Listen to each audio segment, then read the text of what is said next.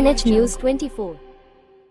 निवडणुकीच्या निमित्तानं आपण बघत आहात की प्रभाग क्रमांक 3, 4 आणि 5 या ठिकाणी जी काही सेंट मेरी स्कूल आहे या स्कूलमध्ये या ठिकाणी आज मतदान पार पडत आहेत.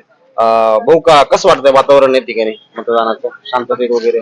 निश्चितच आता मतदान सुरू झालेलं आहे. खरं तर थोडं थंडीचे दिवस असल्यामुळं आताच मी आमचे उमेदवार आणि सर्व कार्यकर्त्यांना विचारल्याप्रमाणे थोडस सकाळी संथ गतीनं मतदान होत होतं, परंतु आता मतदार या ठिकाणी येत आहेत आणि मतदारांमध्ये अतिशय मतदान करण्याचा उत्साह या ठिकाणी दिसून येतो. निवडलेला आहे हा योग्य वाटतो ना? एकदम शांततेत मतदान झटपट मतदान पार पडलं. तुमचं पण मतदान तिघाचंही मतदान. ओके, कसं वाटतंय तुम्हाला त्याचा मतदानाचा प्रतिसाद कसा वाटतोय? चांगला एकदम उत्तम प्रतिसाद. मतदान या ठिकाणी शांततेत पार पडले का? पोलीस प्रशासनाचे आणि सर्व इलेक्शन कमिटीचं या ठिकाणी आपल्याला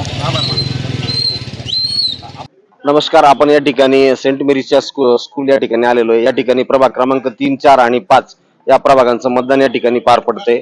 आपण या ठिकाणी ज्येष्ठ नेते शंकररावजी लोखंडे साहेब यांच्याशी संपर्क साधत आहोत.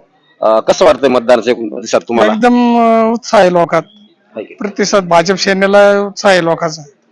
आणि आता या ठिकाणी जे काही मतदान चालू आहे अतिशय शांततेत पोलीस प्रशासनाचं सहकार्य वगैरे असं वाटतंय का आपल्याला? हो आहे, चोख बंदोबस्त आहे का? बंदोबस्त भरपूर आहे. चोख बंदोबस्त. ओके. आणि आता लोक नवीनच केंद्राने या ठिकाणी चालू केलेलं आहे सेंट मेरी स्कूलला प्रभाग क्रमांक 3, 4 आणि 5 तर ते नियोजन कसं शासनाचं योग्य आहे का कसं आहे?